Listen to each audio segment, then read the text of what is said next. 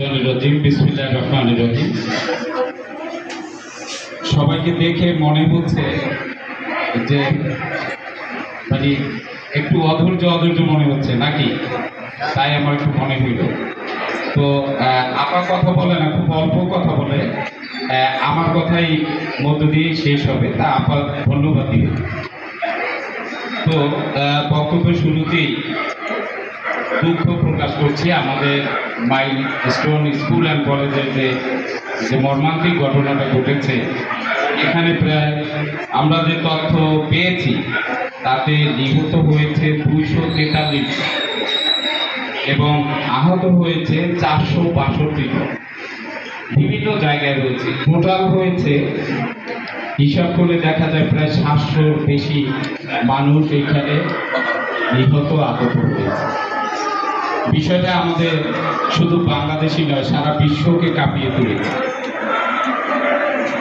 তো তাদের প্রতি আমাদের সমবেদনা, দুঃখ সবকিছুই রইল। আমরা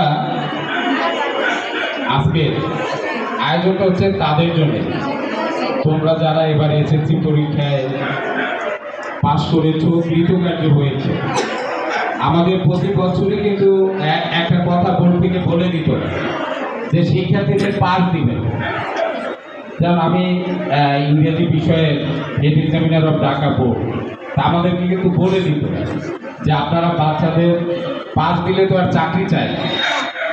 এবার কিন্তু কথাটা ছিল তার সম্পূর্ণ বিপরীত, যে যা পাবে সেখানেই তাকে রেখে দিবে। যেমন আমাদের জাহানদার স্যার ইংরেজি বিষয়ের পরীক্ষক, একদিন সে আমার সাথে কথা বলছে, স্যার আমার যে শিক্ষার্থী 30 পেয়েছে, 31 পেয়েছে, আমি কি করবো?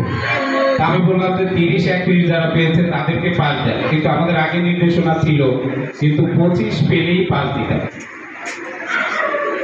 বিভিন্ন পর্যায়ে তোমরা অনেক সংগ্রাম করে তোমরা পাস করেছো, এটা নিঃসন্দেহে, এবং তোমরা ভালো ছাত্র। তোমরা যে কিছু জানো, তোমরা যে কিছু পারো, নিঃসন্দেহে এটা আমি স্বীকার করি। তোমাদেরকে অভিনন্দন আমজাদ আলী সরকার পাইলট বাণিজ্য উচ্চ বিদ্যালয় কলেজের পক্ষ থেকে। আমি এই প্রতিষ্ঠানের প্রধান হিসাবে কথা বলছি। এইটা আপনাদের নিঃসন্দেহে একটা গর্বের প্রতিষ্ঠান। আপনার মেয়ে যদি আপনার বাড়ি ভাত খেয়ে নাস্তা খেয়েই যদি মেয়েটা স্কুলে এই কলেজে ক্লাস করতে পারে, এর চেয়ে আর আনন্দের কিছু নেই। আমরা যারা কলেজে যখন পড়াশোনা করতাম, এইখানে আমার বয়সী যারা রয়েছে, নিঃসন্দেহে আমরা 5 মাইল 7 মাইল এরও বেশি কেউ কেউ বাড়ি ছেড়ে আমরা দূরে অবস্থান করে পড়াশোনা করেছি। দিনে দিনে মানুষ বাড়ছে, আর শিক্ষা প্রতিষ্ঠানেরও কলেবর বাড়ছে। আর সেই কারণেই আপনি যদি আপনার মেয়েটাকে পড়ানোর একটা সুন্দর প্রতিষ্ঠান আপনার বাসার পাশেই পেয়ে যান, তাহলে দূরে দিয়ে লাভ। এই হলো একটা প্রশ্ন। আমারও একটা মেয়ে আছে, সে 10-এ পড়ে। আমি মেয়েটাকে সব বিষয় নিয়ে মাঝে মাঝে ভাবি, কিন্তু একটি বিষয় নিয়ে একদমই কখনোই ভাবি না। বলেন তো কি? আমি আমার মেয়ের একটা বিষয় নিয়ে কখনোই আমার মনের মধ্যে ভাবনায় আসে না। সেটা কি বলেন তো? সেটা হচ্ছে আমার এই মেয়েটা, আমি যদি মাইলস্টোনে পড়াতাম, আমার এই মেয়েটা যদি সিরাজউদ্দিনে পড়তো, তাহলে নিঃসন্দেহে সেখানে ছেলেও আছে, মেয়েও আছে। আমার মেয়েটা যখন ওইখান থেকে বেরোয় আসতো, নিঃসন্দেহে তাকে অবশ্যই ছেলেরা কিছু না কিছু বলতে চেত, এবং আমার মেয়েকে এইভাবে 20 দিন বললে আমার মেয়েটাও ছেলেটাকে কিছু বলতে চেত। এটা স্বাভাবিক। কিন্তু এইখানে সে পড়ে, আজ আমি এইখানে বসে আমি ভাবলাম, কিন্তু আমি আমার মেয়েকে কখনোই এই ভাবনাটা তাকে দেখিনি, আমিও দেখিনি, তার মাও দেখি, আমার সহকর্মীরাও দেখি।